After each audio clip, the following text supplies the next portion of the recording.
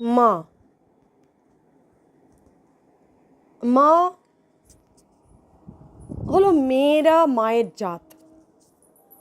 আর এই মা শব্দটাকে যারা বসে বসে কলঙ্কিত করে, অপমানিত করে, জঘন্যতা করে, মা শব্দটার সাথে, মা শব্দটাকে নিয়ে এতটুকু দ্বিধাবোধ করে না, চরিত্র হননই শুধু করে না, নিজেদের মন মতো, মনের সুখে মাতৃ চরিত্রের গায়ে কলঙ্কের দাগ আটকে দিয়ে নিজেদের বাণিজ্যিকতার মুখ ফটাফট চালিয়ে দেয় এবং কন্টিনিউয়াসলি নির্লজ্জ বেহায়ারা করেই যায়, একই কাজ করেই যায়। এবং এটা তাদের একটা ব্যবসায়িক অনেকের স্ট্র্যাটেজি হয় যে যখন কোনো কিছুকে কাবু করতে পারে না বা এত জেলাসি ভেতরে থাকে, দীর্ঘদিন ধরে তাকে অত্যাচার একটা মহিলাকে করে করে এমনভাবে ধাতস্থ হয়ে যায়, দীর্ঘ বছর ধরে নির্যাতন করে কিন্তু গায়ে হাত পর্যন্ত মহিলাদেরকে দেয়। মা যারা, মেয়েরা যারা মায়ের জাত, তারা অনেকে প্রহৃত পর্যন্ত হয় বিয়ের পর শ্বশুর বাড়িতে গিয়ে। এমন বহু মা আছে যারা সারাটা জীবন লড়াই করে, কষ্ট করে এবং তাদের প্রকৃত সত্যি জীবনের কোনোদিন বাইরে পৃথিবীর যে একটা, পৃথিবীর বুকে যে একটা সমাজ নামক একটা প্রহসন প্রতি মুহূর্তে চলে, বহু রং তামাশা যেখানে চলতে থাকে, সেখানে বহু মায়েদের সারা জীবনের স্যাক্রিফাইস কষ্ট করে করা প্রকৃত একটা চরিত্র, যাকে হনন করে তার চরিত্র বহু ক্রিমিকিট, একটাই ওয়ার্ড ইউজ করা যায় তাদের যারা এগুলো করে, বাড়ির গৃহবধূ বা মা বা একটি স্ত্রী তার চরিত্রকে টেনে রাস্তায় বের করে, যাদের সাথে কোনো দিক থেকে কোথাও লিঙ্ক নেই কোনো মানুষগুলো, তারা স্পর্ধার হাত বাড়ায় সেই চরিত্রটার গায়ে এবং সেই চরিত্রটাকে বহু গা চকচকে গ্লাস স্কিন বা বহু চামার চিটিংবাজ মেন্টালিটির বহু ফর্সা টুকটুকি বা বহু নাটকীয় চরিত্র থাকে, ইভেন কিছু চামার শ্রেণীর বিকৃত পুরুষ বাহিনীও থাকে যারা মা স্থানে বসে, মাতৃস্থানে বসে মাতৃস্থানকে ভোগ দখল করে, নির্লজ্জের মতো ইউজ করে, সমাজে রিপ্রেজেন্ট করে এবং বাড়ির এন্টায়ার মহিলা চরিত্রগুলোকে একের পর এক সেই একই ঢঙে ফ্যালাসিতে তার চরিত্রের রঙে রাঙিয়ে একটার পর একটাকে শেষ করতে থাকে, একটার পর একটাকে শেষ হয়ে যাওয়ার পথে এগিয়ে দিতে থাকে। এবং তাদের একটা কালচার, বিজনেস কালচার হয় অনেক জায়গাতেই। ভালো করে যদি খুব ঠান্ডা মাথায় দেখা যায়, অনেকেই বলে না জিনেটিক এই রোগটা ওর বাবার ছিল স্কিনের, তাই মেয়েরও হয়েছে। আমি মনে করি না এরকম কিছু আদৌ হয় বলে। It's all a politics. আমার মনেই হয় না যে জিনেটিক্যালি আমরা কোনো রোগ বহন করি আমাদের শরীরে।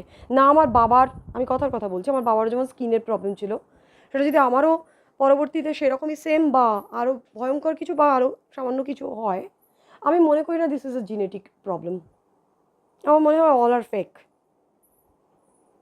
সব কিছুই প্রিপ্ল্যান্ড পলিটিক্স। বা আমি উপমা দিচ্ছি, এটা একটা কথা প্রসঙ্গে, আর কিছুই না। তো এনিওয়ে, আমি মা প্রসঙ্গে কথা বলছি। অনেক মা পুরো জীবনটাই, প্রথম থেকেই, তার জন্ম থেকেই, জন্মের পর থেকে ইভেন শারীরিক মানসিক কষ্ট যন্ত্রণা পেয়ে, তার মধ্যেও যতটুকু তার বাড়ির গার্জেনদের থেকে আদর যত্ন নিয়ে যেভাবেই ঘেরাটোপে বড় হয়, বহু কষ্ট, ঘাত প্রতিঘাত লড়াই করে নিজের জীবনকে বহু কষ্টের মধ্যে দিয়ে ভদ্রভাবে এগিয়ে নিয়ে এসে পরবর্তী জীবনে পরের বাড়িতে যেরকম মেয়েদের নিয়ম মেনে যেতে হয় সেভাবে আসে এবং সেখানে বহু লড়াই করে, দীর্ঘমেয়াদী লড়াই। সেখানে তাকে অনেক সময়তে মিথ্যে চোর বদনাম দেওয়া হয়, গায়ে হাত দেওয়া হয়, নির্যাতন করা হয়, প্রতি মুহূর্তে তাকে অত্যাচার করা হয়, হয়তো তার রূপের জন্য, সেই রূপের জ্বালার হিংসায়, হয়তো তার বাড়ির ব্যাকগ্রাউন্ডটা আর একজনের থেকে একটু বেটার সেই হিংসায়, হয়তো তার সমস্ত কিছু।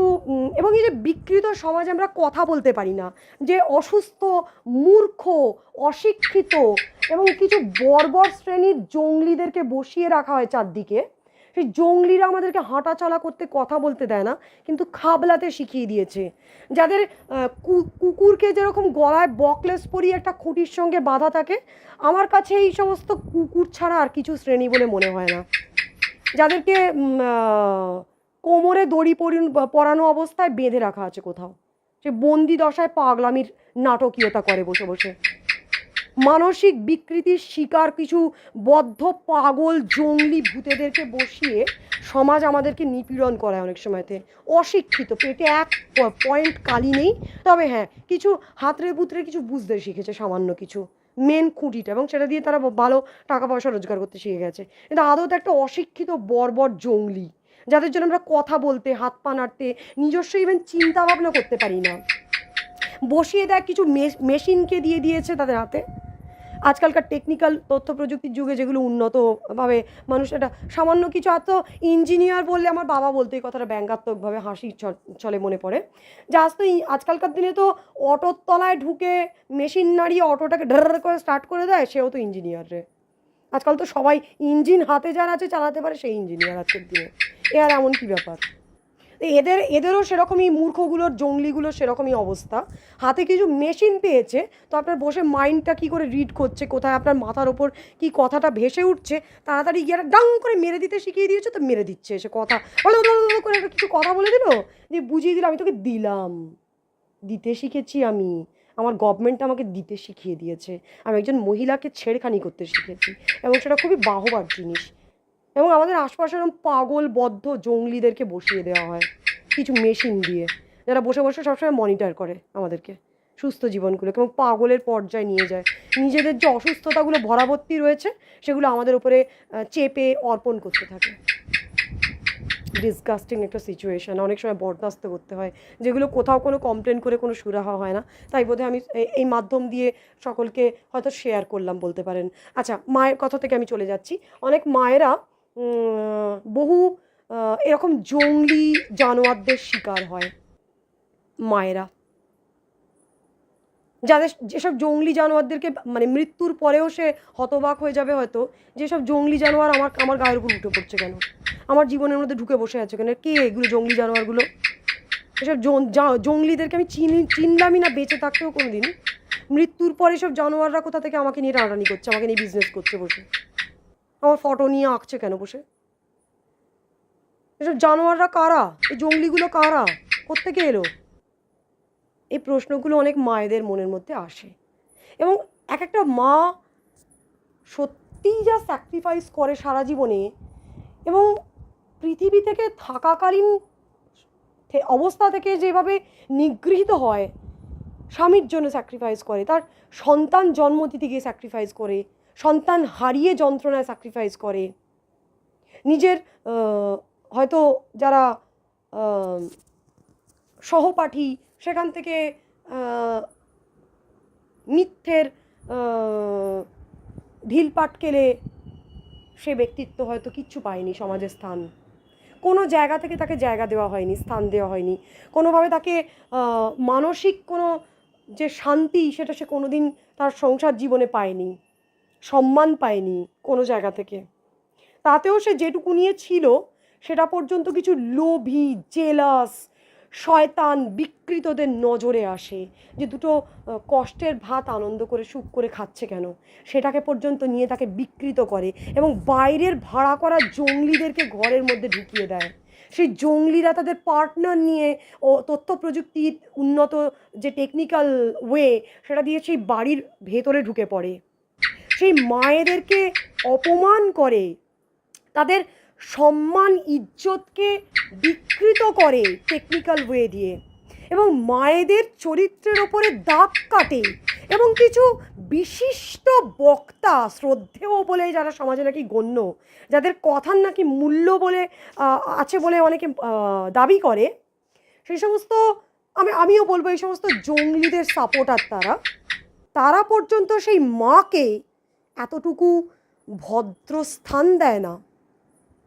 তার মিনিমাম যেটুকু অধিকার সেটুকু তার থেকে ছিনিয়ে কেড়ে তাকে মৃত্যুর মুখে ঠেলে দেয় এবং অবশেষে সে হয়তো মারাও যায়, তাদেরই চক্রান্তের কাছে শেষ হয়ে যায়।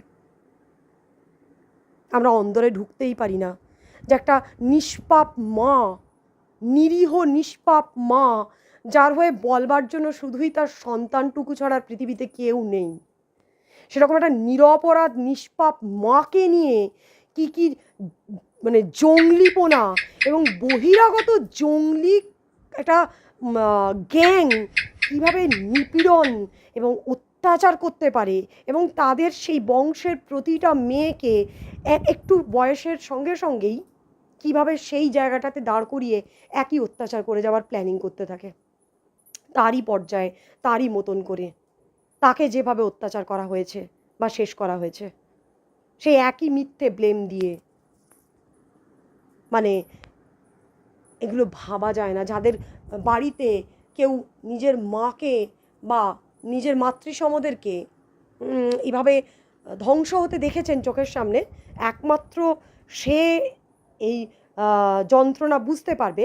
আর যে সমস্ত জঙ্গলিরা পুরুষদেরকে মায়ের আসনে বসিয়ে ব্যবসা করে তাদেরকে আমি ঘৃণা করি এবং ধিক্কার জানাচ্ছি এখান থেকে।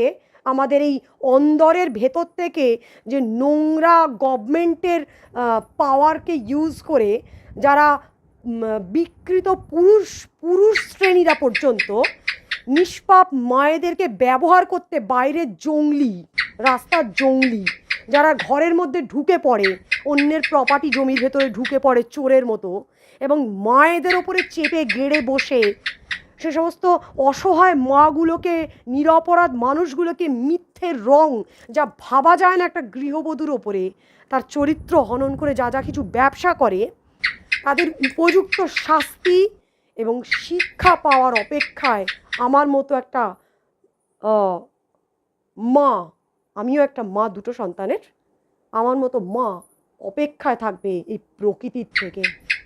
আমিও দেখব যদি সত্যি জোয়ার ভাটা বলে একটা প্রাকৃতিক নিয়মে সব কিছু নাকি হয়, তাহলে একটা নিরপরাধ মা, নিষ্পাপ মা যেভাবে যন্ত্রণা এবং বুকে কষ্ট নিয়ে আমৃত্যু লড়াই করে মৃত্যুর পরেও যে যন্ত্রণা সহ্য করছে, প্রতিদিনের তার চোখের জল যে পড়ছে টস টস করে, সেটা কিভাবে বিচার পায় আমিও দেখব।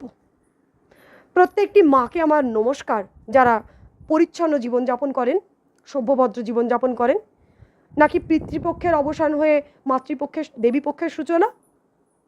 তাই আমি আমার মাকে বা প্রত্যেক মাকে,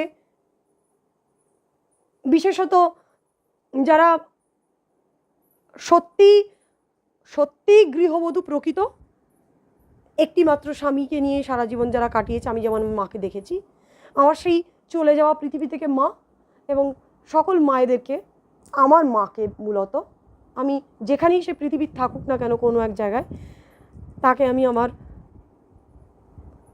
প্রণাম জানাচ্ছি দূর থেকে। কোনো বিকৃত জঙ্গলি যারা ঢুকে বসে থাকে ক্যারেক্টারের মধ্যে, নিজের সুখকে ভোগ করে নেবার জন্য যে কোনো ওয়ে দিয়ে, তাদেরকে আমি ঘৃণাবোধ করি, ঘেন্না করি আমি তাদেরকে। এখান থেকে আমি আবারও চিৎকার করে বলছি, যারা পাগলের বিকৃতির শিকার হয়ে বসে আছে, আর মা বললে বা বাবা বললে বিকৃতির শিকার হয়ে যে জঙ্গলিগুলো ঢুকে ভেতর থেকে উৎপাত করে জীবনের মধ্যে এবং বিকৃতির শিকার হয়ে সবসময় নিজেদের সুখকে ভোগ করতে যে কোনো না যে কোনো উপায় অবলম্বন করে, তাদেরকে দূর হয়ে যেতে আমি এখান থেকে ধিক্কারের সঙ্গে জানাচ্ছি, গেট আউট। চিনি না অচেনা জঙ্গলি যারা। আর আমার মা এবং আমার মায়ের মতো সমস্ত মায়েদেরকে আমি আবার রিপিট করে ফেললাম, নমস্কার প্রত্যেককে, যারা প্রতি মুহূর্তে স্যাক্রিফাইস করছেন, প্রতি মুহূর্তে লড়াই করছেন এবং না জেনে একটি নিরীহ মাকে একটা পৃথিবীর বোঝা মনে করে যারা সরিয়ে দেয়, তাদেরকে আমি ঘৃণা করি। তারা যত ওপর লেভেলই হোক আর যেই হোক, ঘৃণা করি আমি তাদেরকে, ঘেন্না করি। যারা একটা নিরপরাধ মাকে পৃথিবীতে বাঁচতে দেয় না, অত্যাচার করে এবং করিয়ে শেষ করিয়ে দেয়, শয়তানদেরকে পুষে রাখে, শেড দেয়, ঘেন্না করি তাদেরকে, আমি ঘৃণা করি। এবং নিষ্পাপ সরল মায়েদেরকে আমি শ্রদ্ধা জানাই। প্রত্যেকে ভালো থাকবেন। সুরক্ষিত থাকবেন। এবং এই বিকৃত জঙ্গলি এবং অন্যের সুখকে নিজে পাগল বিকৃতি দিয়ে যারা ভোগ করতে ঢুকে পড়ে তাদেরকে ঘৃণা করবেন এবং গেট আউট করে বুঝতে পারলে গেট আউট করে বের করে দেবেন। নমস্কার।